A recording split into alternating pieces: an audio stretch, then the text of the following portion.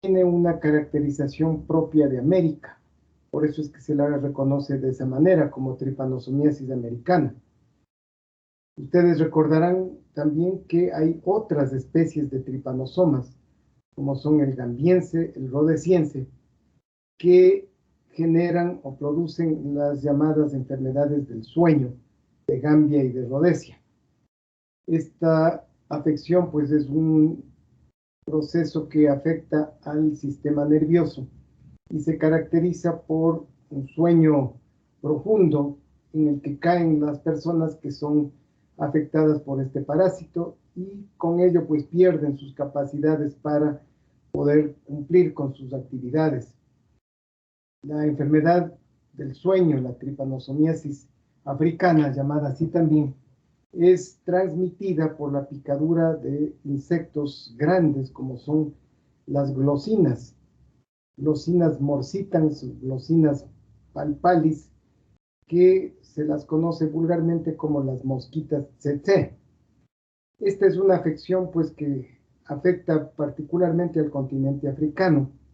Sin embargo, por la migración de las personas de allí hacia Europa, hoy se ve que en los planes curriculares, en las matrices de estudio de las facultades de medicina, particularmente en España y en Italia, se hace mucha mención a lo que es esta tripanosomiasis africana o enfermedad del sueño, porque los enfermos, pues, que van desde África hacia esos países, muchas veces están afectados por esta enfermedad y entonces los médicos tienen que reconocerla y tratarla.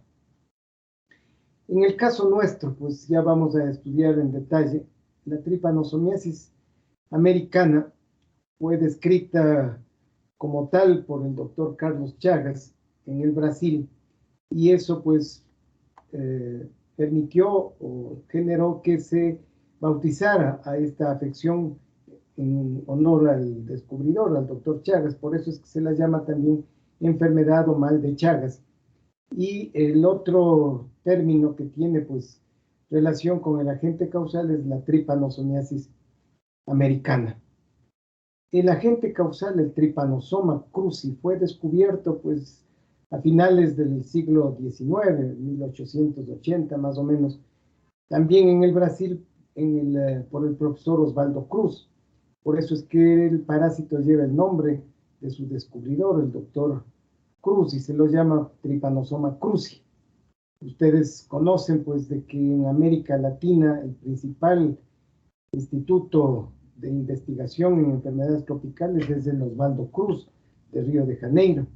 Y allí pues se pudo efectuar unos años después de la descripción del Trypanosoma cruzi la relación que tenía este parásito con las personas que sufrían procesos que ya los vamos a reconocer más tarde y que llevaron a hacer un trabajo de investigación tanto en animales como en seres humanos al doctor Carlos Chagas, y él pues describió que se trataba pues de una acción patógena producida por este parásito, el Trypanosoma cruzi, y que era transmitido por insectos, pero de la familia Redúvide, no eran de la familia Diptera, del orden Diptera, de la familia Glossina, sino del orden Hemiptera.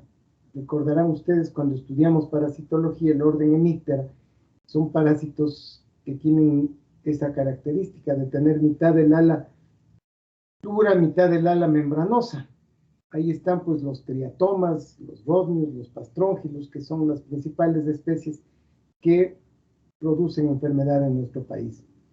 Entre nosotros, pues, la enfermedad de Chagas fue descrita en la costa, en Guayaquil, a finales de los años 1920. Y generalmente, pues, se le hacía relación a una territorialidad en la provincia de Manabí, en el Guayas, en el Oro, en Loja. Pero hoy, como veremos, pues ya más bien ha tomado una buena porción del territorio nacional. Es decir, que ya no es una infección que está simplemente eh, marcada o que está reducida a ciertas áreas, sino que tiende ya a hacer una transmisión generalizada en el territorio ecuatoriano.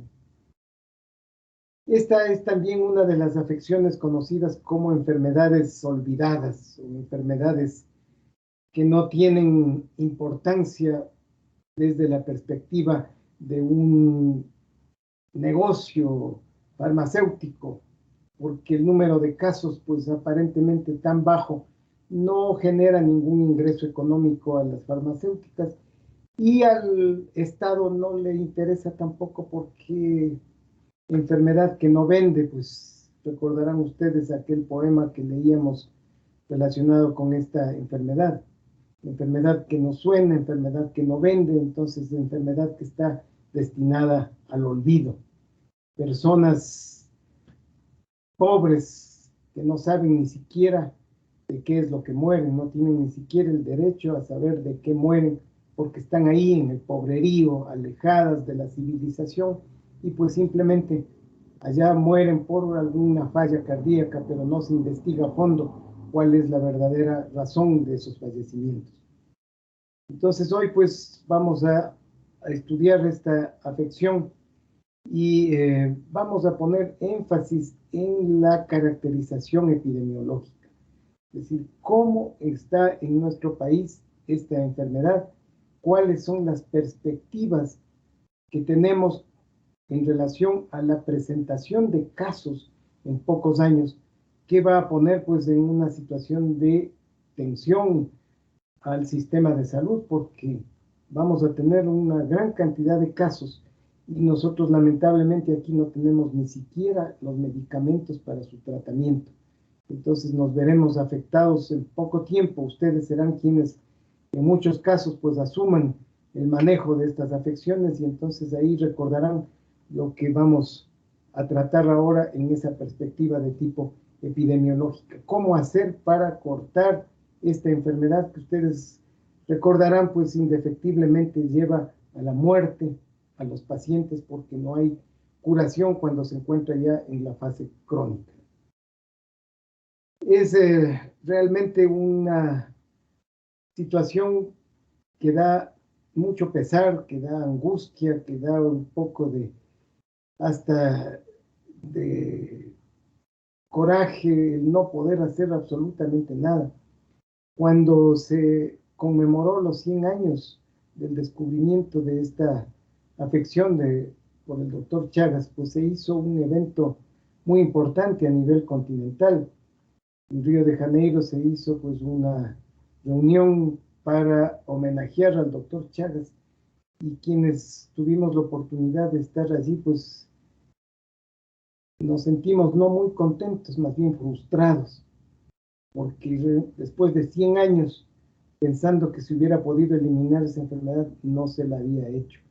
Y entonces pues nos contentamos con el hecho de saber qué es lo que se puede hacer para el diagnóstico, pero no mucho para el tratamiento y peor para su eliminación.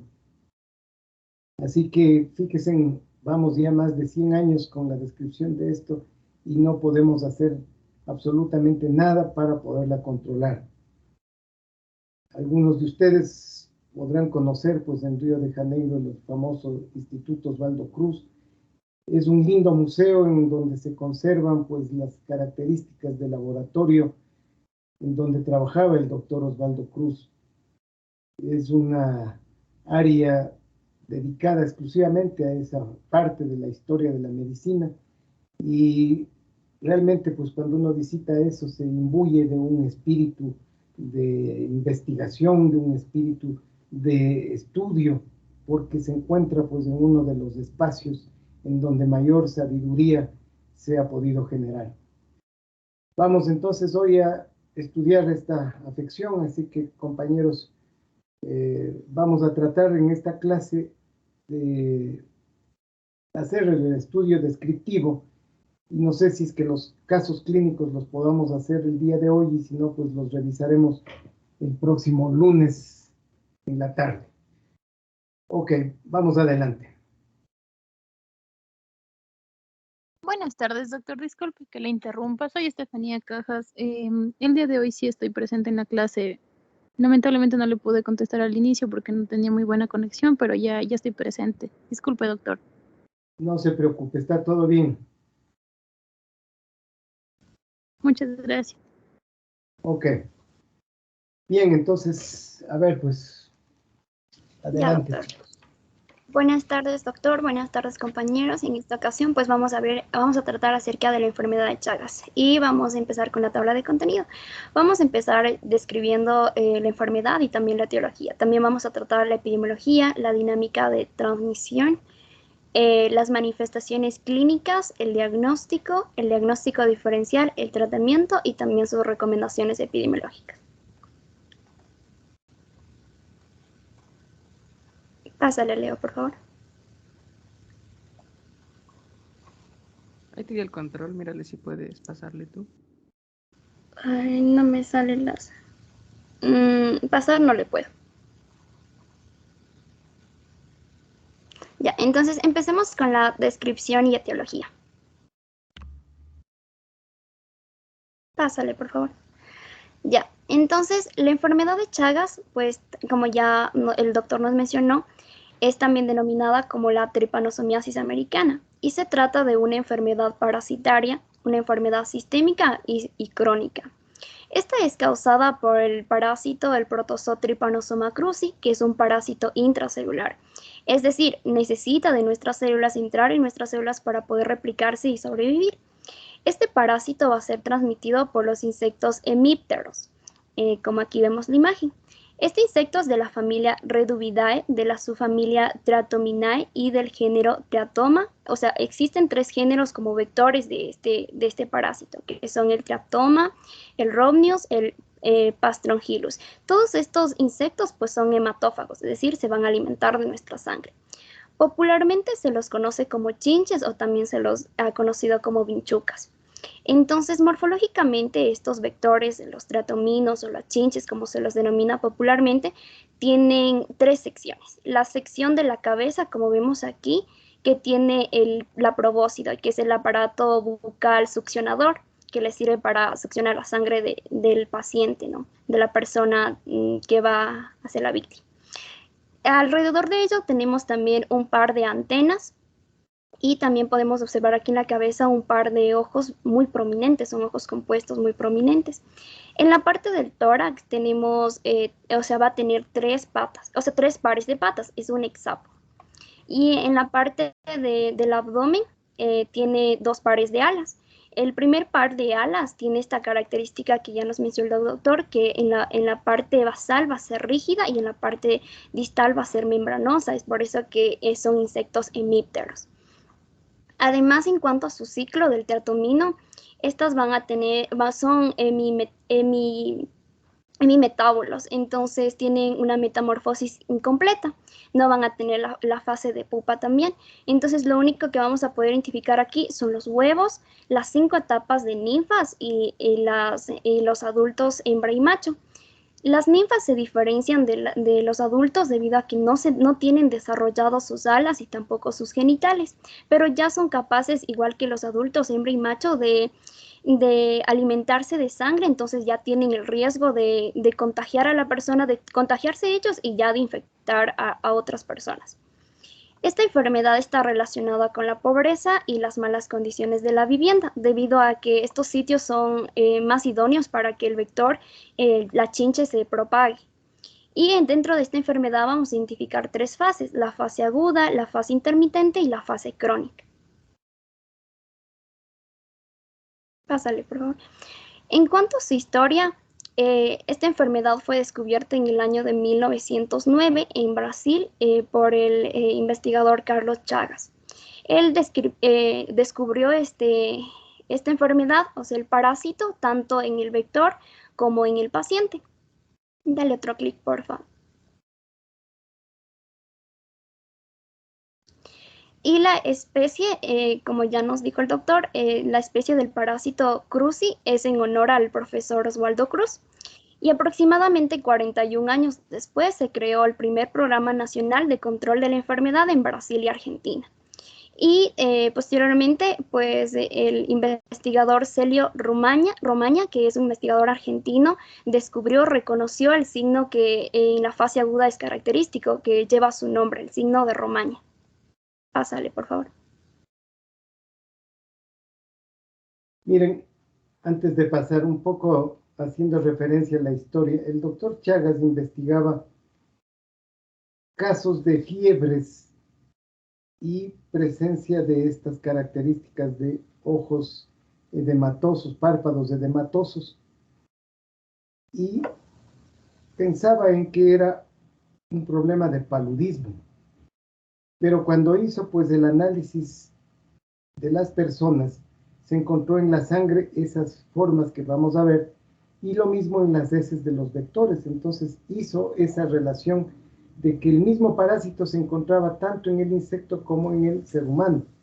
Entonces dejó de lado pues la teoría del paludismo para involucrarse más en el desarrollo, en el seguimiento de esta enfermedad, hasta que descubrió pues todo el ciclo vital y las manifestaciones clínicas. Esta afección, pues como vemos, también se la puede reconocer como Chagas-Massa, porque también posteriormente otro investigador se incluyó en el proceso de seguimiento clínico de los pacientes. Entonces pueden también ustedes encontrar que se la denomina así, enfermedad de Chagas-Massa. Bien, entonces veamos algunos aspectos biológicos relacionados con esta afección. Sigan. Listo. En cuanto al agente etiológico, la clasificación taxonómica pertenece al reino Protista, al filo Sarcomastigopara, a la clase Zomastigopara y al orden Kinetoplástida. Es por eso su característica flagelado. A la familia Trypanosomatidae y al género Trypanosoma y a la especie Cruzi. Su nombre binominal va a ser Trypanosoma cruzi, y vamos a identificar de este parásito, lo que nosotros vamos a poder identificar son las formas parasitarias, 3 formas parasitarias específicamente.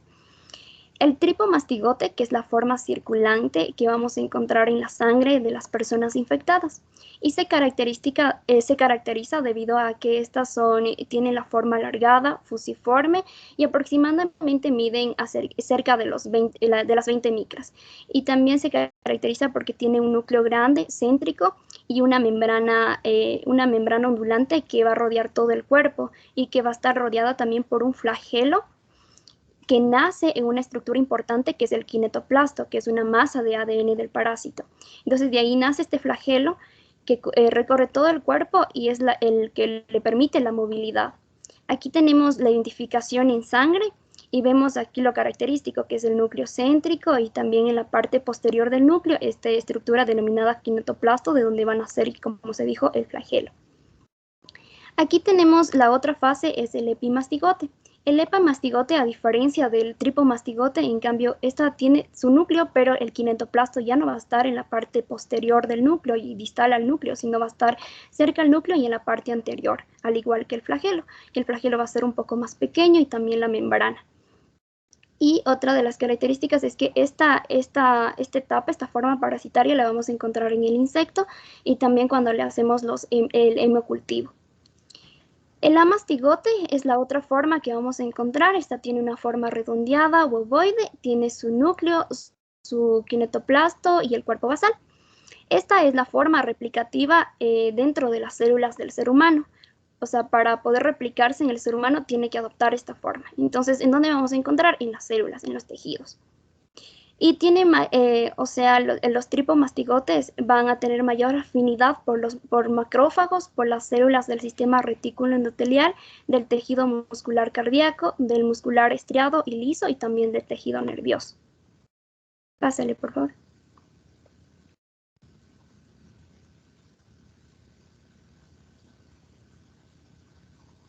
Bueno, continuando con la enfermedad, vamos a hablar ahora de la epidemiología. Bueno, primero para decir, esta enfermedad está distribuida en 21 países de América Latina. En el mapa de la derecha se puede ver una situación geográfica de la distribución de los vectores. Las áreas rojas son áreas endémicas y, como vemos, abarca gran parte de los países. Bueno, está de más decir que es causado por el parásito Trypanosoma cruzi. Esta se debe por el contacto con las heces de un insecto triatómino, y es endémica en muchas partes de Centroamérica, Suramérica, México, y produce entre 90.000 y 900.000 casos nuevos al año. Como medios de proliferación, tenemos las casas en mala condición, como ya mencionó mi compañera. Esto se debe a muros hechos de barro, techos de paja. También puede haber por contactos, por infecciones derivadas de la sangre, malas condiciones de hacinamiento, vivir con animales en la casa y todo esto que podría generar reservorios en mamíferos de esta enfermedad. Bueno, en este mapa también tenemos una incidencia mundial de la enfermedad de Chagas. Como vemos, los puntos se concentran más en la parte de América Latina y también podemos observar que en la parte de Europa existen algunos focos, como en España, Portugal, Francia, Alemania, todos esos. Bueno, en este mapa de aquí tenemos ciertas iniciativas que se han planteado para disminuir la incidencia de los vectores, que son el principal punto de transmisión. Recordemos que también tenemos las transfusiones de sangre. Entonces, la primera iniciativa que se planteó fue una iniciativa del Cono Sur, en lo que los países que están del color, de este colorcito un poco habano, se sumaron a esta iniciativa para disminuir estos géneros de trypanosoma, que serían el Triatoma infestans, el Triatoma brasiliensis y el Triatoma sordida, en 1991. Luego continuaron con las medidas y se creó la Iniciativa Centroamericana de México para disminuir los géneros Rhodnius, Prolixus, Rhodnius paliensis, el Triatoma barberi, Triatoma dimidiata y el Palidipenis. Con respecto a todas las iniciativas que se plantearon para disminuir a los vectores, quedó más o menos la distribución así, una distribución un poco más actualizada, de que los géneros que más y las especies que más prevalecen a día de hoy son el Triatoma dimidiata, el Rhodnius prolixus y el Triatoma infestans, como las tres más frecuentes en nuestra región, siendo el Triatoma dimidiata uno de los que prevalecen en Ecuador. Continuando con la epidemiología, hablando más concretamente de Ecuador, la presencia de este vector se encuentra en 18 de las 24 provincias del territorio nacional, por lo tanto es una enfermedad bastante prevalente. Manabí y Loja son las provincias con mayor infestación, pero luego vamos a ver que en las estadísticas no son estas provincias las que tienen más casos por año, pero son las que más presentan en la estadística global un aumento de casos. El Triatoma dimidiata y el Rhodnius ecuadoriensis son las principales especies. Bueno, y como cadena epidemiológica tenemos primero al agente causal. Este es el Triatoma cruzi, que de su filo Mastigofora, filo Sarcomastigofora y orden Kinetoplástida. Tenemos que el agente causal va a tener un reservorio también, y en el reservorio se van a encontrar formas de triatomíneos del género Triatoma, de la especie Triatoma infestans y de la familia Reduvidae. La puerta de salida son las heces que contienen triatomas, y estas heces son de los triatomíneos infectados. Esta va a ser la puerta de salida de los parásitos. El mecanismo de transmisión puede ser directa, ya sea por picadura, ya sea por una inoculación de sangre contaminada, o indirecta, ya sea por un autoinoculación, cuando el insecto nos pica y los huevos cargados de parásitos, nosotros con la mano los inoculamos en el punto de punción. A ver. ¿Qué estás diciendo? ¿Qué estás diciendo? Los mecanismos de transmisión.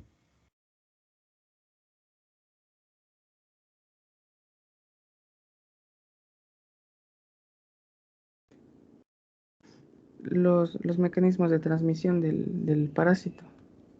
Ya, pues, pero lo que dijiste no es eso. Estaba mal, por eso te pregunto que vuelves a repetir eso mismo y estás completamente equivocado, erróneo. A ver, ¿cómo es el mecanismo de transmisión? Bueno, el mecanismo de transmisión se basa en que los parásitos del tripomastigote van a permanecer en las heces del tripomastigote, y cuando el insecto pica al perdón. ¿Qué estás diciendo? Pero a ver, escúchate lo que dices. O sea, no tiene sentido lo que estás hablando.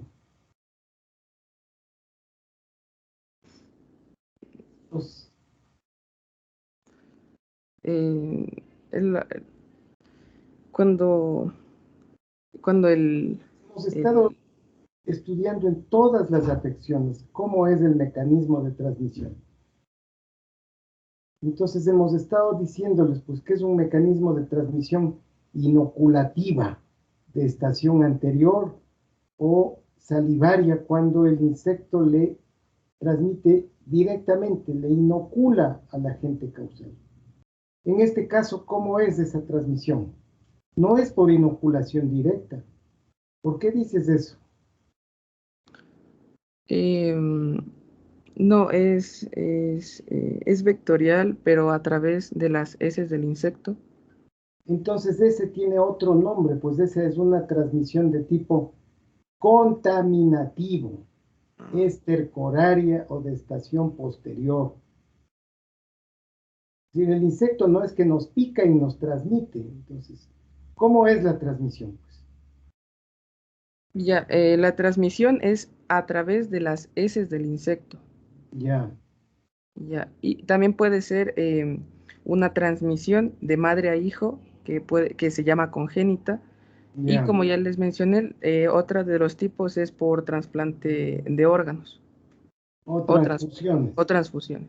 Ya, entonces, pero eso, pues eso sí, no lo que me estabas diciendo antes. Entonces, la contaminación aquí se da por las heces del insecto y por eso es que se llama transmisión estercoraria, porque está en las heces, Sí. de estación posterior, porque salen pues las heces por la parte posterior del insecto, y contaminativa, porque las personas contaminan cualquier punto con las heces al rascarse. Por eso se llama contaminativa, no es inoculativa. Eso van a tener ustedes que entenderlo bien, porque estos errores no pueden decir pues, de que la transmisión se da por la picadura del triatoma. No es así. Es por la contaminación con las heces infectadas de los triatomas. Sigue adelante. Ya, la puerta de entrada es la piel, ya bien por la defecación, que también puede contaminar las conjuntivas, o por rascarse, contaminar el punto de inoculación. Eh, el huésped susceptible, en este caso es el humano que vive en una zona rural por los aspectos que ya mencionamos de malas condiciones de vivienda. Dentro de las estadísticas tenemos que el Chagas tiene una presentación hasta el 2019 de 167 casos, hasta el 2020 estaban reportados 32, y tenemos aquí una representación de los Chagas agudos y Chagas crónicos. Como podemos ver en los diferentes años, el porcentaje de Chagas agudos y de Chagas crónicos, siendo en el 2019 un Chagas agudo una incidencia del 11.38%, y en el 2019 el Chagas crónico de un 88.62% con 167 casos. A ver, lo que les estuve diciendo hace un momento, el problema nuestro va a ser cuando el número de casos de Chagas crónico empiece a volverse inmanejable. Miren ustedes en la tabla de la izquierda cómo el número de casos de Chagas crónico ha ido creciendo. En esa serie que se estudia desde el año 2013, inicia en 13, 19, 28, 37, 59, 148 para el año 2019. En toda esta serie, pues en estos años se han diagnosticado 331 casos de Chagas agudo. No es el número, es decir, es que 331 no es nada, pues 40 casos al año no es nada. El problema es de que estos casos van incrementándose y ese porcentaje de incremento es el que nos debe llamar la atención. Desde el año 2013, que se presentan 13 casos, al año 2019 que se presentan 148, es un incremento de 100 casos, es decir, de más de 100 casos, es decir, que este es un incremento pero elevadísimo. Se ha multiplicado por más de 10 el número de casos en apenas 6 años. Y eso es lo que nos debe llamar la atención, de que estamos otra vez yendo hacia un pico de casos crónicos, es decir, pacientes que ya no tienen posibilidad de curarse. Eso es lo que más debemos de entender. ¿Y a dónde deben ir nuestros esfuerzos? Al otro lado, a los casos agudos. Y en cambio, miren ahí que el número de casos pues no es mayor. No los diagnosticamos adecuadamente, dejamos pasar el tiempo y luego pues se van a hacer crónicos. Y entonces miren las diferencias. Si en el año 2019 tuvimos 19 agudos, crónicos fueron 148, es decir, son casi, pues, asimismo se han multiplicado por 10 esa relación, 10-1 de casos crónicos con casos agudos. Ahora miremos en cuanto a la distribución a nivel del territorio. ¿Qué es lo que sucede? Bueno, en algunas bibliografías decían que era Manabí y Loja con mayor infestación, pero luego revisando las estadísticas vemos que las 3 provincias que se llevan el mayor número de casos es en primer lugar El Oro con un 23%, Guayas con un 14% de los casos y Loja con un 13% de los casos en un periodo del 2003 al 2019, como está en la tabla de la izquierda. Manabí, que era otra de las provincias también que se mencionaban, tiene un 7% de los casos. Pero como vemos es una alta prevalencia en el país. A ver, fíjense lo que les decía. Tradicionalmente, pues consideramos de que ese era el espectro geográfico de presentación. Guayas, El Oro, Loja. Pero ¿qué viene luego? Sucumbíos, Pichincha, Orellana, Morona, Santiago, Zamora, Chinchipe, son provincias de la región amazónica. Es decir, que estas provincias pues anteriormente no estaban constando dentro del mapa epidemiológico y ahora sí lo están. ¿Eso qué implica? De que el riesgo que tiene esa población allá es importante para desarrollar esta afección porque los triatomas también han ido a asentarse en esa región y si hay casos humanos la transmisión puede darse pues cada vez con mayor incidencia. Entonces, si revisamos bien la distribución, pues en casi todas las provincias han sido diagnosticados casos de Chagas, sea en su fase aguda como en su fase crónica. Bien, sigan nomás. Bueno, dentro de las estadísticas vemos siempre que la mayoría de los casos crónicos superan al diagnóstico de los casos agudos. Bien, dentro de la epidemiología podemos encontrar los 2 vectores más frecuentes del país, que es el Rhodnius ecuatoriensis. Este es un vector que mide entre 13 a 14 milímetros de longitud, es de color marrón claro, tiene unas manchas oscuras, marrones, y normalmente vive en las palmeras o palmas de Tagua. Se encuentra distribuido en provincias de El Oro, Guayas y Loja, principalmente. Luego tenemos el segundo vector más importante del país, que es el triatoma dimidiata, y este es un vector que mide entre 24 y 32 milímetros, es negro con amarillo, un amarillo pálido, este se presenta en áreas domésticas y peridomésticas y tiene una prevalencia de las provincias Esmeraldas, Guayas, Loja, Los Ríos y Manabí.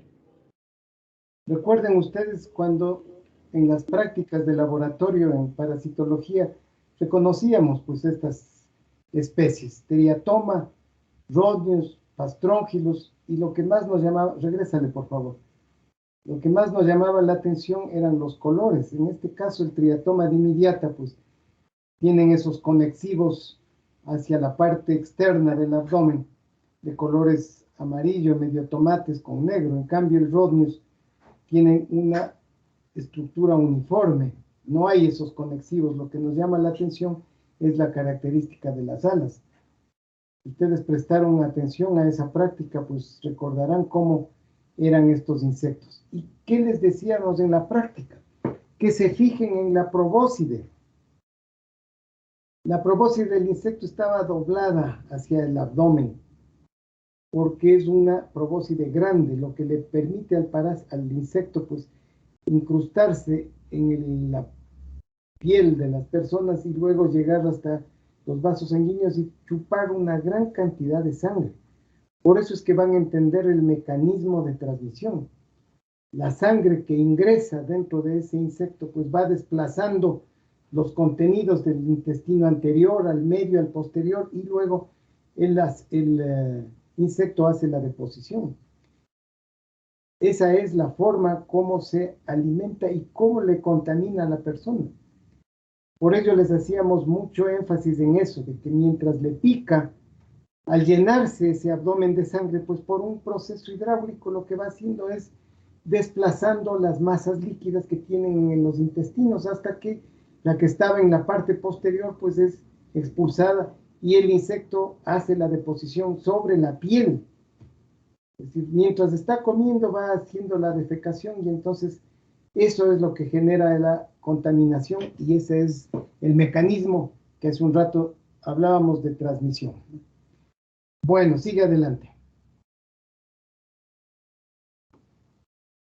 Para continuar con la exposición vamos a hablar acerca de las vías de transmisión, en donde se han identificado básicamente dos, la vectorial y la no vectorial. Dentro de la vectorial es la que les voy a detallar más adelante. La vectorial es el principal mecanismo de transmisión en condiciones naturales, debido a que tiene la importancia de que tiene una amplia distribución geográfica y asimismo con la gran capacidad de habitar diferentes ecosistemas. Del mismo modo, permite el Trypanosoma cruzi un amplio espectro de hospederos, ya sean silvestres, domésticas, que llega hasta el hombre. Dentro de la transmisión no vectorial vamos a tener lo que son las transfusiones sanguíneas, los trasplantes de órganos, transplacentario congénito, que ya lo habían mencionado, debido a que se ha demostrado que en varias zonas endémicas se encuentran este mecanismo. También se ha demostrado el mecanismo oral, debido a que se ha encontrado tripomastigotes en la leche de la madre. Y también, por último lugar, tenemos el ocupacional en aquellas personas que trabajan en los laboratorios o también con parásitos vivos y que no tienen ningún tipo de protección personal. Pásale, por favor. No sé si me puedes dar el control.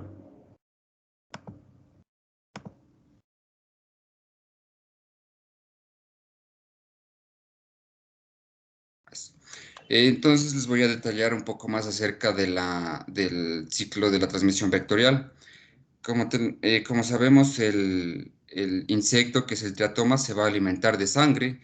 Este va a ingerir los tripomastigotes de la circulación sanguínea. Esos tripomastigotes dentro del tubo digestivo del insecto van a tener varias transformaciones. De este modo, en el intestino medio, los tripomastigotes van a transformarse en epimastigotes. Estos epimastigotes va a tener una gran cantidad de replicación en el intestino medio para posteriormente en el intestino posterior volverse a convertir en tripomastigotes. Y son estos tripomastigotes los que son infectantes para el hombre. De este modo, cuando el triatoma infectado se alimenta de la sangre y al consumir gran cantidad de sangre va a producir a hacer la defecación en la superficie de la piel y son estas heces las que van a contaminar ya sea el sitio de la picadura o cualquier otra laceración de la piel o también las conjuntivas por donde va a ingresar el parásito. Una vez que ingresa este parásito dentro del organismo, son los macrófagos locales los que van a reaccionar a esto y los van a fagocitar. Pero estos tripomastigotes se van a transformar dentro de los macrófagos en amastigotes. Estos amastigotes tienen la característica de que tienen una alta tasa de replicación y van a romper el macrófago, van a romper las células fagocitarias y van a salir dentro de ellas los tripomastigotes. Estos ya van a salir en la circulación sanguínea y son aquellos que van a dirigirse a infectar más órganos y más células del organismo. Y se vuelve a iniciar un ciclo cuando un insecto sano ingiere la sangre del sujeto enfermo con los tripomastigotes. Pásale, por favor. Bueno, aquí tenemos una vista general de todas las fases que también ya la habíamos visto anteriormente. Tenemos en el inciso A los huevos, que son de color rosado. Desde el inciso B hasta el F tenemos los diferentes estadios de las ninfas. Ninfa en primer estadio, en segundo, tercero, cuarto y quinto. Y en los dos últimos tenemos los adultos. En el literal G, el adulto macho, y en el H, el adulto hembra. Pásale, por favor. A ver, no se olviden aquí con estas láminas de que estos insectos tienen un ciclo hemimetábolo y viven generalmente dentro de las viviendas, ¿no? Aquí no estamos hablando de criaderos, como veíamos en el caso de los aedes, por ejemplo. Aquí todo se realiza dentro de las habitaciones y ese es el problema. Ya veremos luego cuáles son las medidas que debemos tomar, pero recuerden que dentro de nuestra vivienda pues podemos encontrar las fases ninfales y las fases de adultos. Entonces las acciones tienen que ir dirigidas a eliminar todas estas fases. Bueno, vamos adelante. Tenemos unos videos de cómo se produce la infección a los macrófagos. Ponle, por favor. Tenemos el tripomastigote. Va a ingresar y dentro del macrófago se transforma en anamastigotes y empieza una replicación intensa, para luego transformarse en tripomastigotes y romper esta célula y salir al torrente sanguíneo.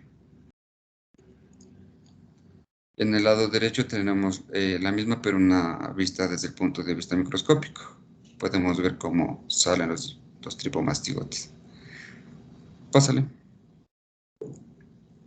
A ver, entonces con estas imágenes ustedes van a recordarse que en los seres humanos hay dos fases: tripomastigotes en la sangre y amastigotes en los tejidos, ¿no? Esto siempre recuérdenlo tanto para la fisiopatología cuanto para el diagnóstico de laboratorio.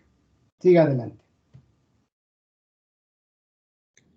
Listo, aquí tenemos un esquema de la historia natural de la enfermedad. Al lado izquierdo tenemos al momento que se produce la infección.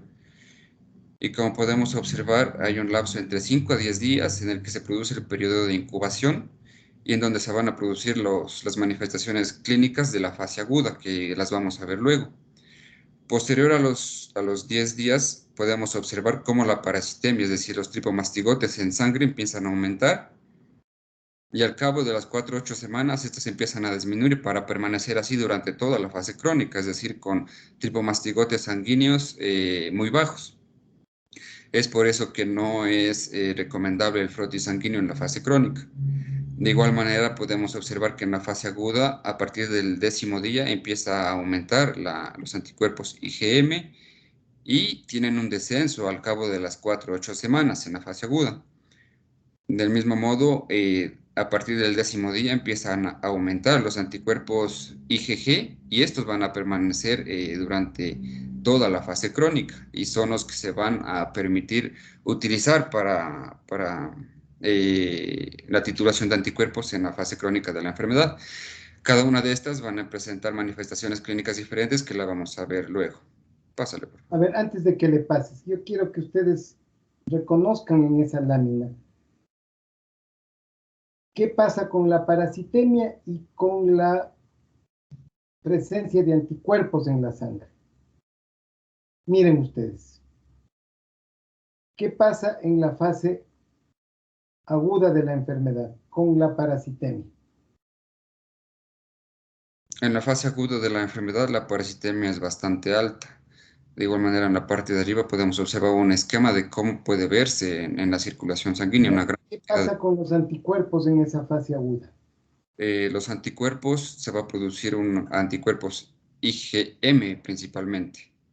y al cabo de la fase aguda estos van a empezar a disminuir hasta desaparecer, pero asimismo empiezan a elevarse recién los anticuerpos IgG para continuar elevados durante toda la fase aguda y la fase crónica. Ya, entonces, en la fase aguda, pues hay un incremento en la parasitemia, pero luego declina sensiblemente. Vean cómo baja la línea de la parasitemia. Mientras, ¿qué pasa con los anticuerpos, particularmente con la IgG? Se queda elevada y la parasitemia está baja. ¿Cómo interpretamos eso? Ya lo van a entender en la explicación de las fases clínicas, ¿no? Vamos adelante. Antes de ingresar a las manifestaciones clínicas, debemos mencionar también como introducción que la enfermedad de Chagas se caracteriza por 3 fases: una fase aguda, una fase de latencia y una fase crónica. Y vamos a relacionar estas diferentes fases con las fases del parásito. Entonces, en la fase aguda, los amastigotes del Trypanosoma crucis se van a reproducir dentro de las células, es decir, son intracelulares obligatorios, especialmente dentro de los macrófagos, los fibroblastos, los miocitos estriados y lisos, y al cabo de esto, estas células se van a destruir. Esta destrucción va a producir una reacción inflamatoria localizada, es decir, en el sitio de entrada en donde entró el parásito. Luego de esta inflamación se va a dirigir hacia los ganglios regionales, van a bloquear los vasos linfáticos y se va a producir un edema local en el sitio donde ingresó el parásito. Es importante destacar que esta fase tiene un índice de mortalidad muy bajo. En la fase de latencia, en cambio, se va a caracterizar porque ya existe una respuesta inmune y también va a provocar una disminución de la parasitemia. Esta se va a localizar al final de la fase aguda y en los primeros síntomas de la fase crónica. La fase de latencia va a tener una duración media de 10 años y es característica porque el paciente es asintomático. En la fase crónica, en cambio, va a existir, como ya habíamos visto en el esquema anterior, una reducción de la parasitemia y van a aparecer lesiones típicas, lo que es en el corazón o el tubo digestivo y también la más importante, que es la cardiopatía chagásica. En este va a existir una intensa multiplicación de los amastigotes en las fibras cardíacas, van a producir una destrucción de las fibras y también van a causar un edema intersticial. Del mismo modo van a existir la producción de autoanticuerpos en contra del endocardio, de los vasos sanguíneos y también del intersticio del músculo estriado. Se van a observar de igual manera mastigotes intracelulares como una especie de nidos. Cuando este nido, por así decirlo, esté intacto, no va a existir ningún tipo de reacción inflamatoria, pero cuando este se rompe, va a producir inflamación. Es importante también mencionar que en la fase crónica de la cardiopatía es frecuente la muerte súbita sin haber desarrollado insuficiencia cardíaca congestiva. En estos casos, el corazón se encuentra de un tamaño pequeño, normal o ligeramente crecido. Cuando la forma crónica es progresiva, ya aparece la insuficiencia cardíaca congestiva y también miocarditis con cardiomegalia acentuada. Dentro de otras formas también de la forma crónica, aparecen las lesiones hipertróficas de órganos, como es el caso del tubo digestivo, como el megasófago y el megacolon, que los vamos a ver luego. Siguiente, por A favor. ver, entonces vamos a hacerle un recuento con una concordancia, más bien dicho, con el video que vimos, ¿no? ¿Qué pasa cuando los parásitos en la fase de tripomastigote metacíclico ingresan al organismo? Van hacia las células del tejido aledaño al punto de contaminación y se transforman en amastigotes. Pero este proceso, pues, evidentemente va a generar una reacción inflamatoria y la posterior destrucción de todas esas células para que los parásitos vayan a la circulación como tripomastigotes sanguíneos. Entonces, ya vamos a ver las manifestaciones, pero entendamos en la fase aguda qué es lo que sucede. Primero, que los parásitos invadieron las células del espacio local o aledaño al punto de la inoculación o de la contaminación y luego pues empieza su aparición en la sangre. En ese momento ya la titulación de anticuerpos vieron que iba para arriba. ¿Qué hacen pues los anticuerpos? Destruirlo al parásito. Y entonces, ¿qué hace el parásito? Pues se sale de la sangre y eso coincide con el declive de la curva. Huye de la respuesta inmune. ¿Y a dónde va? A meterse en las células de sus tejidos, que como hemos estado viendo acá, son las del miocardio, las del esófago, las del colon, en donde el parásito encuentra pues básicamente miosina, que es una proteína que le ayuda en su crecimiento, en su desarrollo. La IgG, recuerden, se mantenía alto y la parasitemia baja. ¿Por qué razón? Porque cuando se salen los parásitos a la sangre, pues otra vez la IgG, esa inmunoglobulina, los elimina. Entonces vamos a tener una parasitemia bajísima y los títulos altos, justamente para que se produzca esta eliminación de los parásitos. Pero la parasitemia, en cambio la lesión tisular, no disminuye, por el contrario va en aumento. ¿Debido a qué? A que los anticuerpos no van a destruirles a los parásitos dentro de esas estructuras que se llaman los nidos de amastigotes. Y entonces pues pasarán años hasta que ya la intensidad de la lesión hace visible manifestaciones clínicas porque la destrucción del tejido ya es significativa. Entonces, relacionemos esto. El huésped genera anticuerpos que lo obliga al parásito a salirse de la sangre y va hacia los tejidos. Y por ello, pues, la permanencia de esta enfermedad es larga hasta la muerte del paciente porque los amastigotes, los parásitos en esa fase, pues, están mucho más protegidos en el nido que en la circulación. Ok, vamos adelante entonces.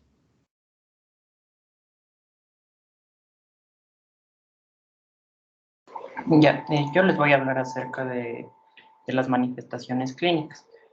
Entonces, aquí primeramente vamos a tener en cuenta estos aspectos que ya bien mencionamos anteriormente. En la fase aguda, primero suele aparecer después de 5 a 14 días en este caso de la fuente de inoculación que se produce por la defecación.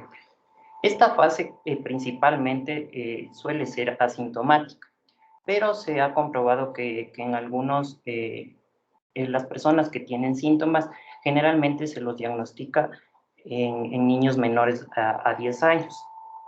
Como ya dijimos, la fase aguda se va a caracterizar principalmente por su parasitemia circulante. ¿Qué queremos decir con esto? Que nosotros en esta fase podemos encontrar en la sangre periférica a los tripamastigotes y en cambio en los tejidos, en las células, a su forma replicativa que va a ser el amastigote. Y este generalmente también se extiende de 2 a 4 meses.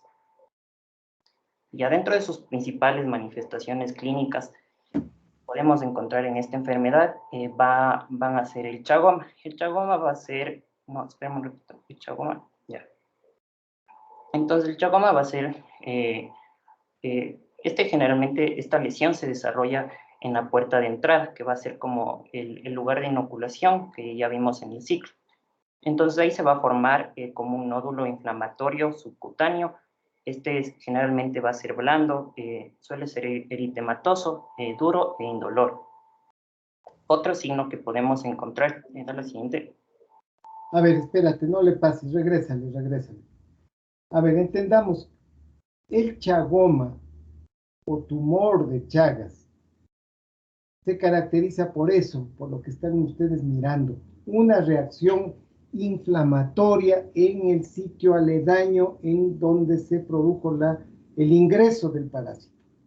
Ya nos explicó muy bien su compañero de qué es lo que sucede ahí. Los parásitos ingresan a las células a reproducirse, a cambiar primero a mastigote y luego a tripomastigote. Y la respuesta celular de nuestro organismo, pues es lo que nos lleva a la presentación de esta manifestación inflamatoria. En la piel se producen estos nódulos, estos pequeños tumores, unas pápulas eritematosas duras, no dolorosas, que luego desaparece. Es decir, si le ha picado pues en el brazo, le ha picado en la pierna, vamos a encontrar el chagoma que se desarrolla ahí. Vamos con otra manifestación. Sigue. Ahora vamos a ir con otra manifestación clínica importante que se suele presentar en la enfermedad de Chagas. Este va a ser el signo de Romaña. Entonces, primero, este signo de Romaña se caracteriza principalmente por ser un complejo oftalmo-ganglionar. Entonces, este signo va a consistir principalmente, como podemos ver en la imagen, de un edema bipalpebral que generalmente es unilateral.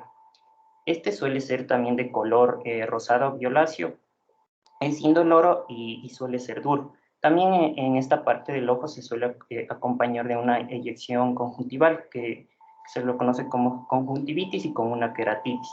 Y en cambio, por otro lado, les hablé del complejo oftalmo-ganglionar porque dale la siguiente, también se acompaña de adenopatías satélites, que como podemos ver en la imagen de aquí, esta es una adenopatía que generalmente se suele presentar en la región preauricular, en donde los ganglios van a ser comprometidos, recordando un poco de la fisiopatología. Se da la lesión local, se produce una reacción inflamatoria, esta se disemina por vía sanguínea, pero también se disemina por vía linfática, entonces tiende a afectar a los ganglios linfáticos. Estos generalmente también no suelen estar adheridos a sus tejidos adyacentes, suelen ser algo duros y un poco sensibles. A ver, entonces volvamos nuevamente a esto. Si el ingreso del parásito se produce por la conjuntiva, porque el paciente pues se manipuló, pasa el parásito y lo mismo, se produce el proceso inflamatorio que afecta a ese ojo. Entonces, ¿qué vemos? Que primero se irrita la conjuntiva y luego se edematizan los párpados. Esa es característica, edema bipalpebral. Miren en la lámina. Párpado superior y párpado inferior. Y si le abrimos los párpados, lo que vamos a ver pues es esa conjuntiva tremendamente eritematosa. Es decir, hay una conjuntivitis, pero se la tapa, se la enmascara por el tamaño que adquieren esos párpados. Ese edema no es doloroso, es un edema que se mantiene durante mucho tiempo. ¿Cuál es la diferencia con un edema postraumático? Porque si le dan un golpe, le dan un puñetazo, pues lo que se produce es una hemorragia. Y entonces el edema se vuelve de color morado, violáceo, intenso. Y luego, pues, de transcurrido ya unos días, cuando ese hematoma empieza a reabsorberse, se vuelve a la normalidad y el color, pues, igual ha vuelto a la característica normal. Pero, ¿qué pasa en el caso de Chagas? Ese párpado o esos párpados se mantienen inflamados, edematosos, más de una semana. No hay cambio, no remiten, no desaparecen hasta que luego de un mes, pues sin ningún tipo de tratamiento, el edema remite y los pacientes creen de que ya pasó el problema. Ahora, ¿qué hacían pues los macrófagos? ¿Se acuerdan ustedes? Van a tomarles pues a los tripomastigotes metacíclicos. ¿Y qué ruta toman siempre los macrófagos? Van a parar en los ganglios linfáticos. Y por esa razón es que vemos ahí en la lámina ese ganglio completamente inflamado en la niña. Entonces, estas dos manifestaciones, el edema bipalpebral unilateral más la adenopatía, es lo que se conoce como el signo de Romaña. Complejo oftalmoganglionar, edema de los párpados y crecimiento de los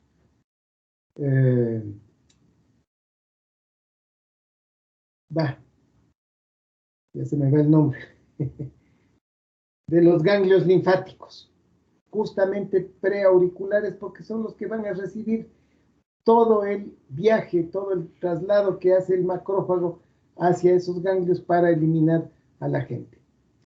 Esta es la manifestación que más llama la atención y por la cual las personas acuden a la consulta. No se olviden, edema palpebral bilateral, bipalpebral unilateral y la adenopatía preauricular o cervical. ¿Qué otros signos también pueden presentarse? Sigue. Ya, otros signos y síntomas, pero ya un poco más generales que se presentan en la fase aguda van a ser la fiebre. Esta generalmente es variable, pero suele ser de 38.5 centígrados. También se suele acompañar de mialgias en las extremidades inferiores, de una cefalea, del edema que ya que se suele generalizar a nivel de la cara o a nivel de los miembros. También se suele acompañar de escalofríos, de una anorexia y de una anemia discreta. Pasarle, por favor. Otro más, por favor. Ya, entonces, unos signos y síntomas importantes de recalcar también en esta fase aguda van a ser la hepatosplenomegalia y la miocarditis. Como podemos ver en estas imágenes de aquí, en la fase aguda se produce un proceso que generalmente es un daño súbito y muy rápido que empieza a afectar a los demás órganos. Entonces, en este caso se suele también acompañar de fallo cardíaco, que en este caso se presenta como una miocarditis por la invasión de los tripomastigotes en las fibras musculares, en donde va a formar como pseudoquistes, que se van a encontrar contenido ahí los amastigotes, y en este caso también va a producir una hepatosplenomegalia por la reacción inflamatoria que se da por esta diseminación por el torrente sanguíneo. A ver, en este caso, pues, lo que entendemos que hay una altísima parasitemia y que obliga a que rápidamente estos parásitos pues vayan a estos tejidos. No es lo frecuente, no es lo común, pero puede darse el caso de que se produzca una miocarditis en fase aguda por el exceso de parásitos que llevan pues a un proceso inflamatorio y luego a una destrucción acelerada de la fibra miocárdica.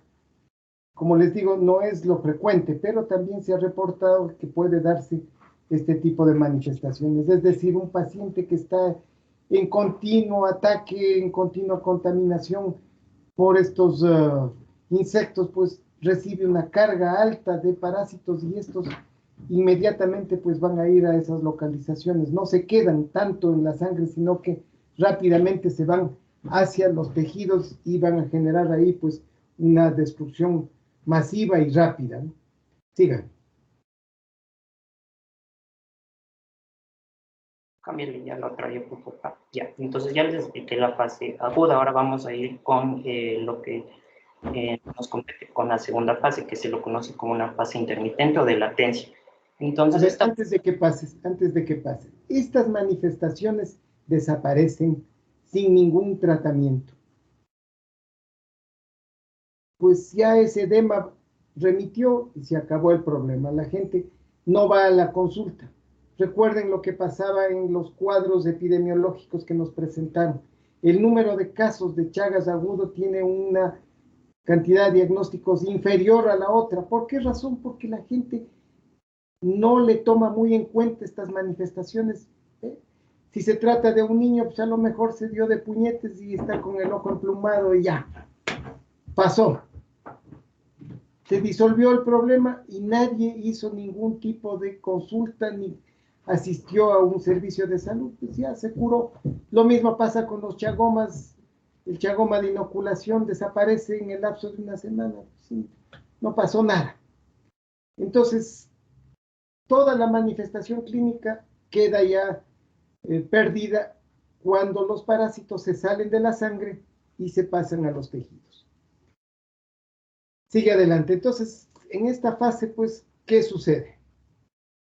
Ya, en esta fase, si bien recordamos un poco, la enfermedad de Chagas tiene un gran componente de respuesta inmunitaria, pero generalmente este es tipo celular, pero ya en la fase intermitente, como bien vimos en la fase del ciclo, la inmunoglobulina G va a empezar a elevarse. Entonces, esta va a bajar, en esta fase ya va a disminuir la parasitemia, entonces de este modo se va a presentar una baja parasitemia, pero con unas inmunoglobulinas G elevadas. Esta fase también generalmente ya inicia después de 8 a 10 semanas, pero después de la fase aguda. Y lo característico de la fase intermitente es que no va a presentar ya ningún tipo de sintomatología y generalmente tampoco va a presentar ningún signo físico. Ya, ahora yendo... A ver, entonces un poco tomando este ejemplo de la guardia, ¿qué están haciendo las inmunoglobulinas? Hacen las veces de una patrulla, están patrullando. Entonces, ¿qué están haciendo los parásitos? Esperando que se descuide un poquito la guardia y se salen hacia la sangre. ¿Con qué propósito? Para reproducirse, un poco oxigenarse y volver a los tejidos. Por eso es que la parasitemia es bajísima y no produce ninguna manifestación clínica. Pero hay esta caracterización de que los parásitos dejan el nido, pasan a la sangre, muy rápidamente se reproducen y se regresan otra vez a los tejidos. Entonces, si la guardia los descubre, pues los aniquila, ellos se juegan ese albur. Y entonces vamos a mantenernos siempre como un periodo asintomático, porque la cantidad de parásitos en la sangre no nos va a provocar ningún tipo de manifestación. Y en el tejido, pues la lesión no es significativa y no tenemos ninguna manifestación. Entonces, si esa fase ha durado años, pues los pacientes aparentemente están sanos. Algo que no vimos en el cuadro epidemiológico es la edad de las personas que presentan este tipo de manifestaciones. Y lo que encontramos aquí mismo en el Ecuador es que el grupo más afectado, el 47% de los afectados están entre los 20 y los 40 años de edad, los que van a la fase crónica. Es decir, aquellas personas que ya van a empezar a hacer manifestaciones de su daño cardíaco. Son personas jóvenes, entre 20 y 40 años. Y si a eso le sumamos, pues, las personas que tienen 60 y más años, entonces el porcentaje de personas que empiezan a manifestar estos daños es importante. Ya vimos la relación numérica, pues, ¿no? De 19 a 148. 19 agudos, 148 crónicos, justamente por esta situación. Y siempre insisto, son jóvenes. Entonces a su consulta va a llegar un joven de 30 a 40 años con una de estas manifestaciones y le va a llamar la atención, pues, cómo una persona tan joven tenga un daño cardíaco de esa magnitud. Bien, entonces veamos qué es lo que se produce ahí. Entonces, en este caso, ya vamos a entrar en lo que es la fase crónica, como ya mismo el doctor nos indicó. Esta fase crónica ya, en cambio, se presenta como un lapso después de 10 a 30 años. Entonces, aquí vamos a tener que diferenciar dos grandes eventos que se pueden producir en la fase crónica. Primero, se puede producir, generalmente se produce en la mayoría de los casos una miocarditis crónica. Pero también se suele presentar visceromegalias. En este caso, la miocarditis crónica, como podemos ver en imagen, se va a producir una miocardiopatía dilatada por la invasión de los tripomastigotes en las fibras musculares del corazón, y estos van a formar como nidos. Entonces, estos nidos, al reproducirse en esas fibras, van a empezar como vimos en el video, van a empezar como a romperse. Entonces, este se va a acompañar de un mecanismo de fibrosis, de una reacción inflamatoria en todo el corazón que lo lleva a una miocardiopatía dilatada. También esto con el tiempo puede producir arritmias, que generalmente es la causa de asistencia a un centro médico. También se suele acompañar con fibrilaciones Y también se han registrado casos de tromboembólicos que suelen producir, en este caso, embolias pulmonares o embolias cerebrales, que son la causa de la muerte. Sale otra. A ver, entonces entendamos esto, pues recordemos, ¿qué están haciendo los amastigotes en los tejidos? Se lo están comiendo. Y esa pérdida del tejido, pues, empieza a disminuir la capacidad que tiene el órgano para trabajar. ¿Cómo se compensa? Con una dilatación, con un crecimiento. Hay una hipertrofia del tejido muscular. Entonces el corazón empieza a alargarse, pues se dilata, particularmente el ventrículo izquierdo. ¿Por qué? Porque él es el que más tiene que bombear sangre. A más de esto, pues los propios parásitos, del momento en que se rompen, liberan un poco de calcio. ¿Y qué es lo que hace el calcio? Estimular la contractura muscular. Y entonces ese corazón, esa fibra dilatada, empieza a trabajar con más fuerza para que no se pierda la cantidad de sangre que se necesita. Y eso sigue provocando pues más y más y más dilatación. Esto ya lo estudiamos, recuerden, llega un momento en que la fibra elástica pierde esa capacidad de contractura, de elasticidad, se queda fofa y ya no vuelve a contraerse y el paciente se murió. Porque ya no puede haber contractura y se dejó de bombear sangre y se acabó la vida de esa persona. Entonces, este crecimiento ventricular es así lento, lento, lento, lento, hasta que llegó un momento en que ya el corazón no pudo seguir trabajando, pues y ahí se quedó. Pero fíjense ustedes, si le invade o le afecta a un niño de 7 años, después de 20 años, ¿qué edad tendría ese chico? 27. Si después de 30, 37 son personas jóvenes. ¿A qué nos lleva todo esto? A que ya esa contractura muscular inadecuada empiece a generar fallas en la oxigenación tisular. A más de eso, cada vez que se rompen los nidos de amastigotes, pueden también irse a pegar hacia el endotelio vascular y va generando ahí problemas de circulación sanguínea que nos lleva a estas complicaciones tromboembólicas. Entonces veamos qué manifestaciones, por qué vienen los pacientes a la consulta, qué les preocupa. Ya, Ya el cuadro más grave, pues es una persona murió, le dio un infarto, se murió.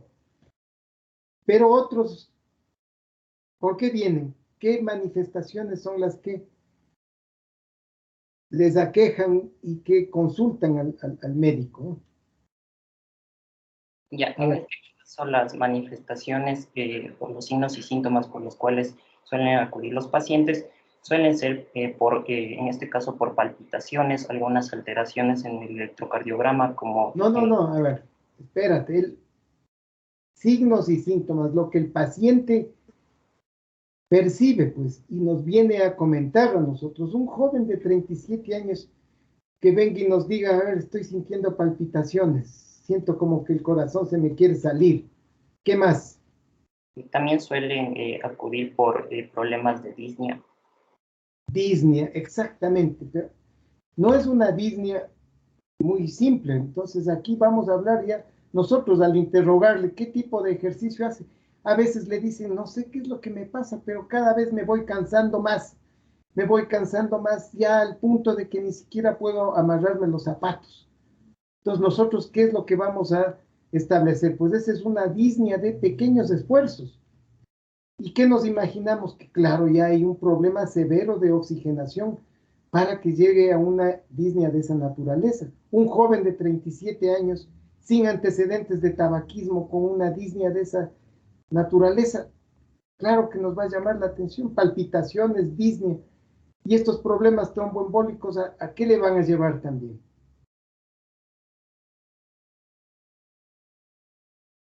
¿Qué va a pasar en los miembros inferiores? A ver, Eva, usted está ahí. Ah.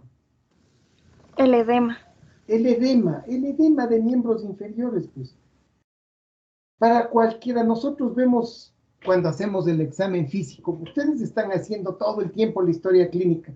¿Y qué les va a llamar la atención? Pues miembros edematosos.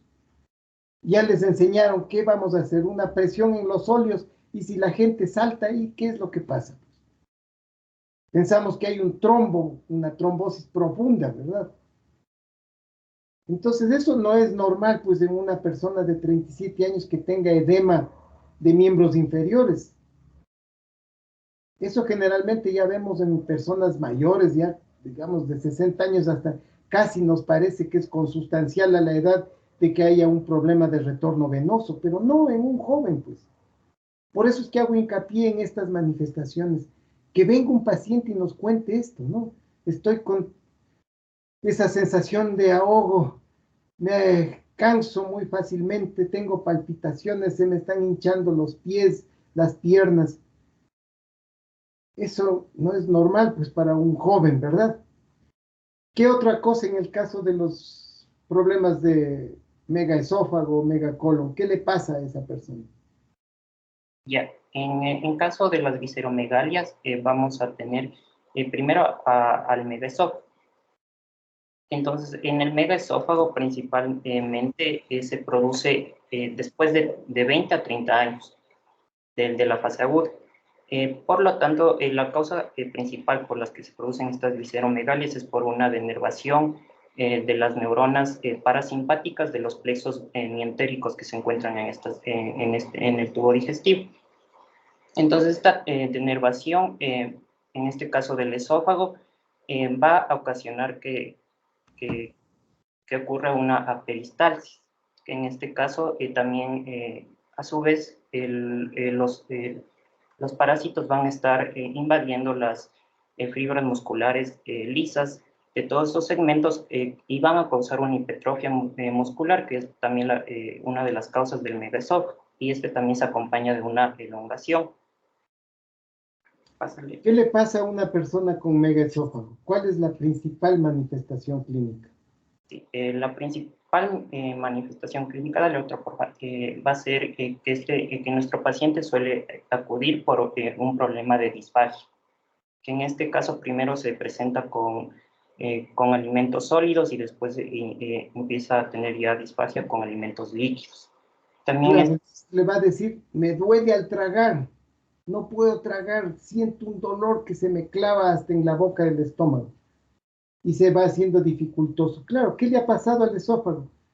Se ha convertido ahí en una estructura que no tiene ninguna función, fofa, caída, entonces ya no ayuda pues a que pasen esos alimentos adecuadamente hacia el estómago y entonces pueden caer de golpe y van a golpearse contra el estómago y les produce dolor.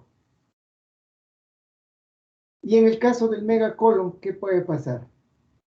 ya, dale siguiente por favor. En caso del megacolon, igual se produce por la misma causa de la denervación de las neuronas parasimpáticas. Pero en este caso, este megacolon suele afectar principalmente a los elementos distales del colon, que en este caso serían el sigmoides y el recto. Este también se puede acompañar de obstrucciones intestinales con vólvulos y que se pueden complicar con casos de septicemia, que son los que pueden llevar a la muerte en nuestro paciente. Ya, entonces aquí, ¿cuál sería pues la manifestación más común? La manifestación más común por la que acude nuestro paciente va a ser la constipación o el estreñimiento progresivo a lo largo de los años. Muy bien. Entonces vean ustedes cuáles son estas características clínicas. El daño cardíaco, el daño esofágico, el daño colónico, pero mucho más frecuente es el daño cardíaco. Entonces, este tipo de consultas que nos vengan en un paciente que, insisto, es un paciente joven, nos lleva a pensar rápidamente en que puede tratarse de una enfermedad de Chagas. A más de ello, pues el entorno en el que vive, ya vemos cuáles son las provincias, las áreas en donde mayores problemas se dan de esta enfermedad, entonces No se olviden en pensar que una de las razones de esos problemas de insuficiencia cardíaca puede ser la enfermedad de Chagas.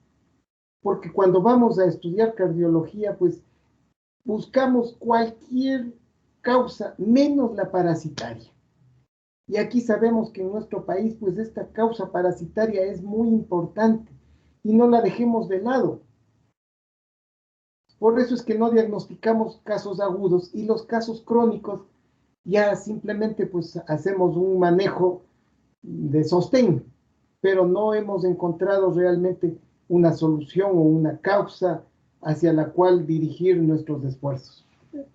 Entonces el cardiólogo muchas veces dirá, pues es una insuficiencia cardíaca congestiva, pero pensando un poco, un joven de 30 años con insuficiencia cardíaca congestiva no tiene mucho sentido. Entonces, edad, procedencia, son factores importantes a considerar como una de las posibilidades parasitarias a una insuficiencia cardíaca. Siga, por favor. Bien, a ver, estamos ya, vamos a los exámenes de laboratorio. Listo. Leo, dame el control, por favor. Listo.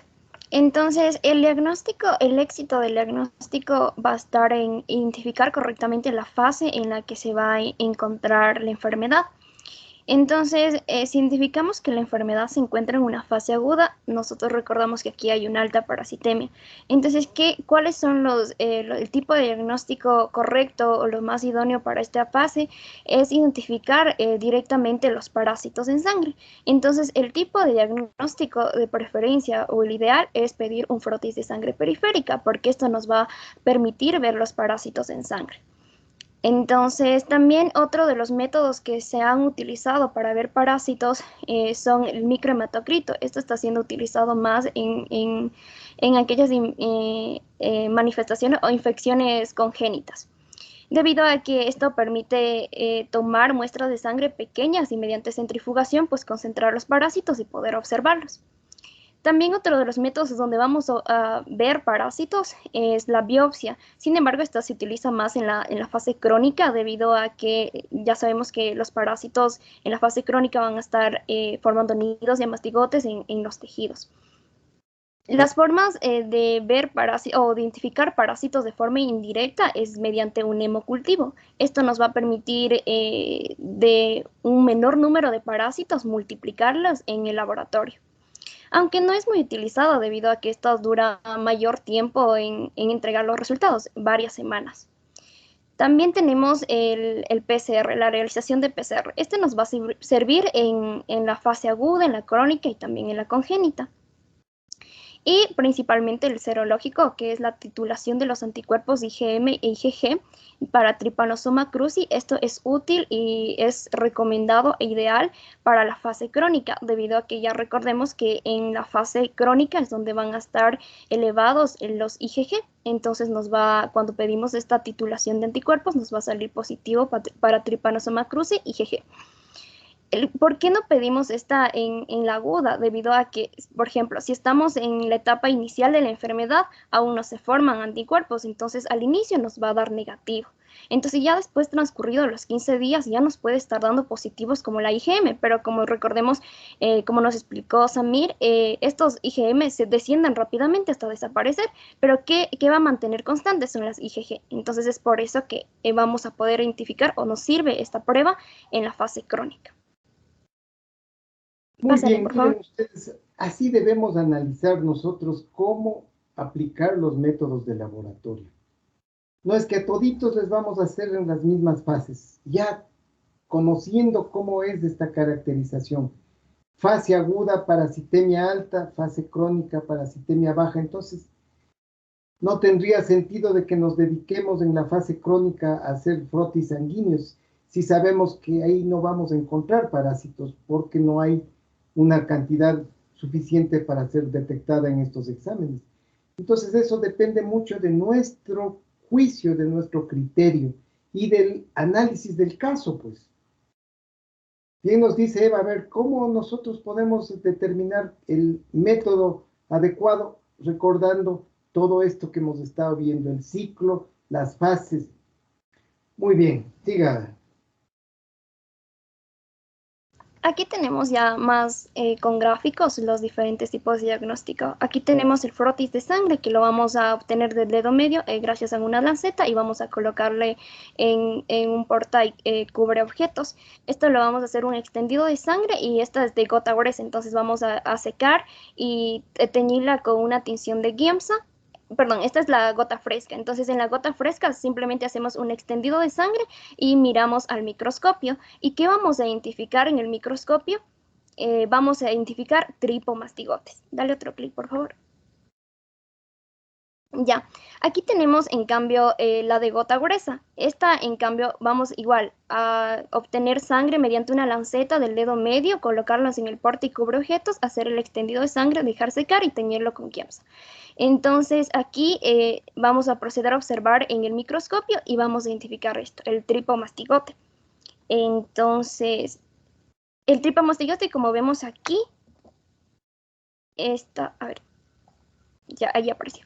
Ya, aquí vemos el tripomastigotes. Aquí está, ya en la primera parte les dije cómo se puede identificar un tripomastigotes. El núcleo céntrico, en la parte posterior está el kinetoplasto y en la parte anterior al núcleo está el flagelo. Entonces, esta puede tener la forma de C o la forma anterior, que era como la forma de una S. Entonces, vamos a identificar tripomastigotes. Ya. Cuando hacemos un microhematocrito, que lo se hace en el aspecto congénito, en cambio estas se las haces con tubos de capilares con heparina. Entonces vamos a obtener mediante la punción en el talón o a su vez de forma periférica en el dedo medio. Y lo que va a ser aquí característico, esta va a ser utilizado aquí una centrifugación para poder separar la capa de los glóbulos rojos con el plasma. Entonces, generalmente el parásito va a subir hacia el plasma, entonces por eso que cortamos en esta parte limítrofe entre la capa de los glóbulos rojos y del plasma, y utilizamos esta capa del plasma porque aquí va a estar más concentrados los parásitos. Y esto es lo que colocamos en el porta y cubre objetos y vamos a proceder a mirar en el microscopio. ¿Y qué vamos a ver en el microscopio? También en los tripomastigotes. En cambio, en la biopsia... Espérate un ratito. Este es un examen, el que nos acaba de decir, muy simple, para diagnóstico de fase aguda. El problema es de que no promocionamos a que las personas vengan a los servicios cuando están con el ojo hinchado. Esto no requiere de equipamiento complejo, sofisticado, es muy simple, pues.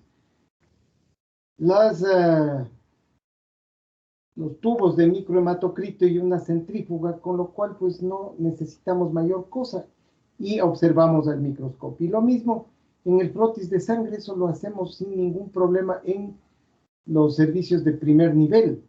Entonces, fíjense que para el diagnóstico en la fase aguda no se requiere de ningún equipamiento, de ninguna metodología, algún procedimiento complejo. Pues es muy simple lo que hemos visto.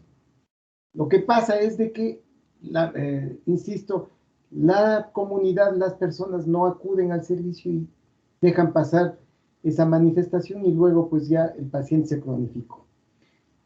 A ver, ¿qué vemos en las biopsias? En las biopsias, como vamos a pedir una muestra de tejido, por ejemplo, aquí tenemos una muestra de tejido cardíaco, entonces, ¿qué vamos a ver? Generalmente en las etapas crónicas, estos característicos nidos de mastigotes, como se ve aquí. En este es una biopsia de tejido nervioso y aquí vemos los nidos de mastigotes.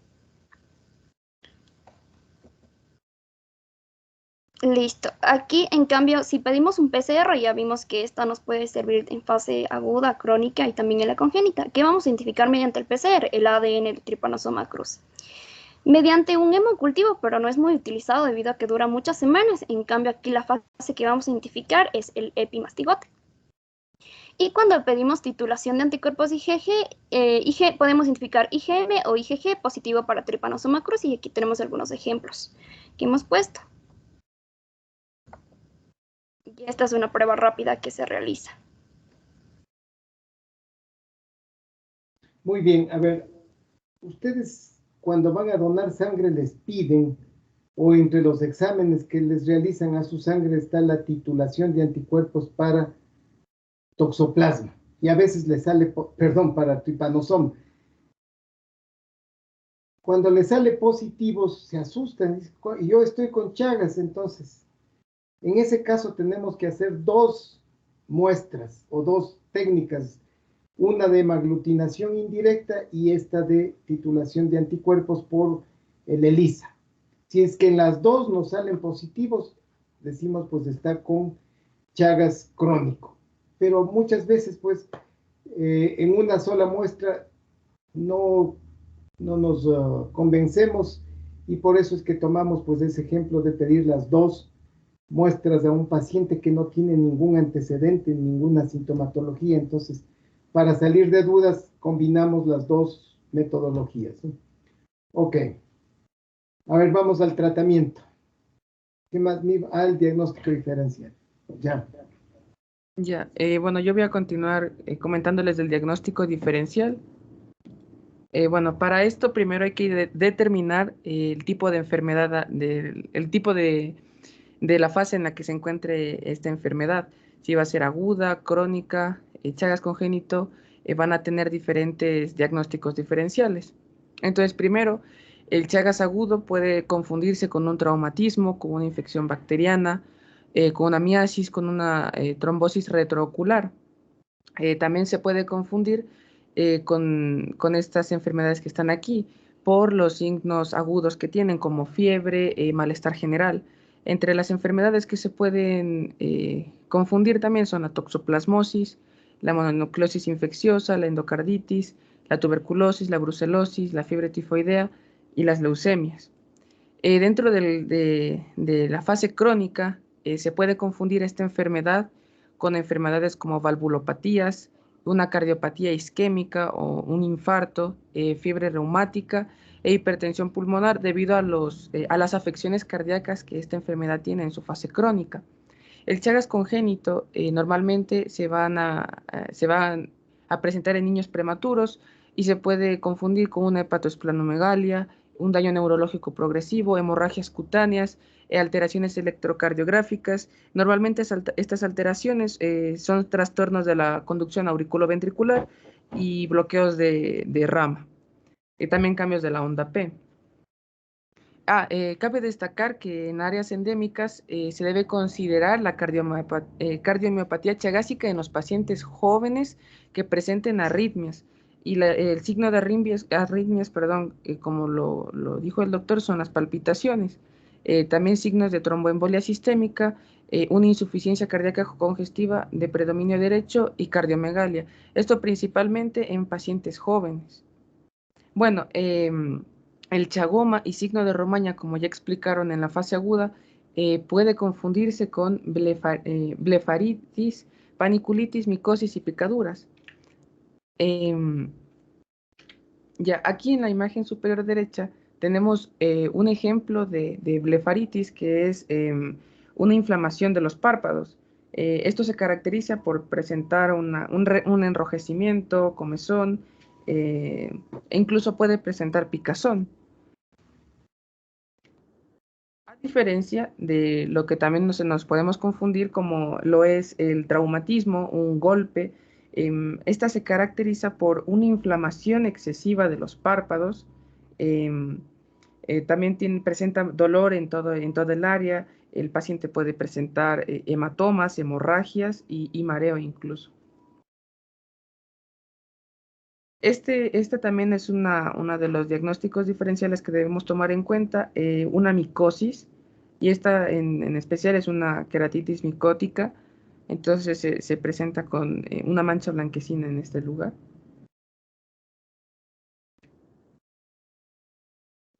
Aquí observamos la presencia de un chagoma, en la que observamos un edema bipalpebral de los dos párpados y también tenemos una adenopatía. Entonces debemos también observar que debemos observar que esté asociada a un nódulo ulcerado o que esté aledaña al sitio de ingreso del parásito. Bien, dentro también del diagnóstico que se puede hacer, podemos sospechar de cardiomiopatía chagásica cuando vemos unos rayos X donde el aumento global de la silueta cardíaca se presenta como cardiomegalia. Entonces, cuando vemos a un paciente joven que presenta una cardiomegalia y trastornos en el electrocardiograma, podemos sospechar de cardiomiopatía chagásica. Entonces, esta enfermedad no hay que descartarla. Ahora sí, continuemos con el tratamiento. Listo. Para continuar con el tratamiento, actualmente van a existir únicamente dos antiparasitarios específicos que van a ser aprobados para la enfermedad de Chagas. Entre estos tenemos el benznidazol y el nifurtimox. Y la duración recomendada del tratamiento va a ser mínimo de 60 días. Estos medicamentos van a estar indicados en cuanto a una infección aguda en el niño y en el adulto, en los pacientes que presenten parasitemia, aquellos pacientes también que se han infectado por accidentes de laboratorio, en la transmisión por transfusiones sanguíneas, en los pacientes de trasplantes de órganos y también en la infección congénita. Es importante destacar que estos medicamentos tienen una amplia variedad de efectos adversos, pero los niños y jóvenes son aquellos que toleran mejor estos que los adultos. Pásale, por favor. Refiriéndonos al benznidazol, este tiene una forma farmacéutica de un comprimido de 50 a 100 miligramos. La dosis va a variar, puede ser de 5 a 7 miligramos por kilogramo de peso al día y va a ser repartida en 2 tomas durante 30 a 60 días. Y en los niños hasta los 12 años va a ser de 7 a 10 miligramos por kilogramo de peso. Van a existir, van a existir ciertos efectos no deseados, como por ejemplo observamos a dosis mayores se pueden presentar manifestaciones cutáneas y polineuropatía periférica. También se pueden presentar náuseas y erupción cutánea alrededor del 8º al 9º día. Es importante que aunque aparezcan estos efectos adversos, no se debe quitar el tratamiento. Pásale, por favor. Como contraindicaciones para la administración del benznidazol tenemos las enfermedades hepáticas, renales, enfermedades también hematológicas, neurológicas, lactancia y embarazo. Dentro de los efectos secundarios tenemos las náuseas, la cefalea, anorexia, también pueden presentar dolor abdominal, pérdida de peso, astenia, vómitos y dermatitis, también trombocitopenia. Es importante que existen interacciones de riesgo como es el alcohol al ser una familia de los nitroimidazoles. Pásale, por favor. Hablando del nifurtimox, este va a presentar una forma farmacéutica de comprimidos de 120 miligramos. Dosis en niños van a ser de 15 a 20 miligramos por kilogramo de peso. En los adolescentes de hasta 16 años va a ser de 12.5 a 15 miligramos por kilogramo de peso al día. También, como habíamos visto, existen manifestaciones agudas que no son comunes, pero que sí se pueden dar, como la meningoencefalitis. En este caso, la dosis es de 25 miligramos por kilogramo de peso al día. En el caso de Chagas congénito, es de 10 a 20 miligramos por kilogramo de peso al día, dividida en 2 dosis. Y en los adultos va a ser de 8 a 10 miligramos al día de 8 a 10 miligramos por kilogramo de peso en el día, con una dosis máxima de 11 miligramos por kilogramo de peso. En los adultos se va a recomendar iniciar las dosis, las 2 primeras semanas con una baja titulación debido a sus efectos adversos y luego aumentar 2 miligramos hasta llegar a los 11 como dosis máxima que les había mencionado. La duración del tratamiento con el nifurtimox va a ser de 90 días, mientras que en el Chagas crónico va a ser de hasta 120 días. Pásale, por favor. A ver, una observación. ¿Por qué en los niños damos una dosis mayor que en los adultos? Se puede dar dosis mayor que en los adultos debido a que, en primer lugar, presentan una mejor tolerancia a estos medicamentos y en segundo, para evitar la parasitemia y así evitar que se produzca daños a más órganos. Ok, los niños generalmente todavía no tienen desarrollado un sistema inmune suficiente como para contrarrestar la infección y entonces con los medicamentos vamos a eliminar los parásitos de la sangre. Como dice su compañero, tenemos que controlar ahí la parasitemia. Por eso es que la dosis para ellos es mucho mayor que para los adultos. Ok. Dentro de las manifestaciones de intolerancia del nifurtimox tenemos la pérdida del apetito y del peso, pero que estas son reversibles al terminar el tratamiento. Con menor frecuencia se pueden observar trastornos neuropsiquiátricos que también son reversibles y de igual manera se pueden observar estos efectos en pacientes ancianos. También se pueden observar trastornos afectivos, convulsiones o daño cerebral. En algunas ocasiones pueden aparecer reacciones alérgicas cutáneas y también síntomas gastrointestinales. Y como contraindicación vamos a encontrar el embarazo. Pásale, por favor. Es importante mencionar que luego de que se haya finalizado este tratamiento de hasta 120 días, como les había mencionado, se encuentra el control post-tratamiento, en donde el uso de los medicamentos en la fase crónica y latente sí produce beneficios, pero estos no van a garantizar la curación del paciente. Para el control se va a realizar pruebas PCR, el signo diagnóstico seriados, que ya les voy a explicar de qué se trata, y también pruebas serológicas. El PCR va a ser útil para detectar la presencia de los parásitos en la sangre. En el seno diagnóstico se sirve para detectar el tripanosoma cuando se encuentran parasitemias bajas, pero tienen una muy poca sensibilidad. En cambio, las pruebas serológicas se van a observar la reducción de los anticuerpos después de los 3 meses del tratamiento. Y estas pruebas serológicas pueden dar un resultado negativo pasado los 8 meses del tratamiento de la infección aguda. Eso es importante mencionar, ya que en la infección crónica las pruebas serológicas, es decir, los anticuerpos, siempre van a estar presentes. Pueden existir cierta reducción, pero nunca van a desaparecer totalmente. Eso sería todo.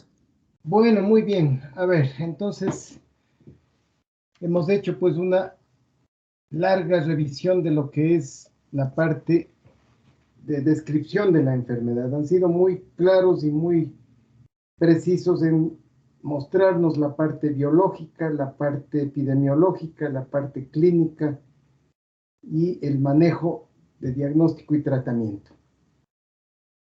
No vamos a alcanzar a ver ahora los casos, entonces los veremos el día lunes próximo, justamente para que se apliquen pues todas estas claras y precisas recomendaciones que nos han dado.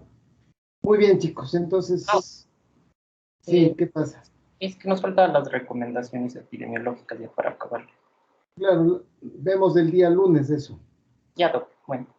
Muy bien, así que espero que los casos estén acorde con la presentación que han hecho ahora, que ha estado muy bien, muy buena, así que con la misma claridad y con todo el conocimiento, pues que los manejen. Me alegro mucho, chicos, les felicito, una muy buena exposición. Disculpe una pregunta. Sí, En el caso de la prueba de PCR, si se hace en fase crónica, ¿muestra de qué sería? ¿Se de puede sangre, medir en sangre? sí, Los parásitos igual. Ay, claro. O lo podemos hacer luego de un cultivo, que es un poco complejo, pero se puede hacer también tomando parásitos de cultivo, ¿no? El cultivo Neville, Nicole, que es el más aconsejado en este caso. ay, gracias. Ok, Doctor, disculpa la pregunta. Y el viernes sería la tutoría del grupo de paludismo, ¿cierto? claro. Ya. No, pues con ustedes nos vemos el próximo lunes para revisar los casos. Pero el último grupo, que es el que ya va a presentar paludismo, nos veríamos el día viernes tarde. Hecho. Muy bien, chicos. Entonces, hasta la próxima semana.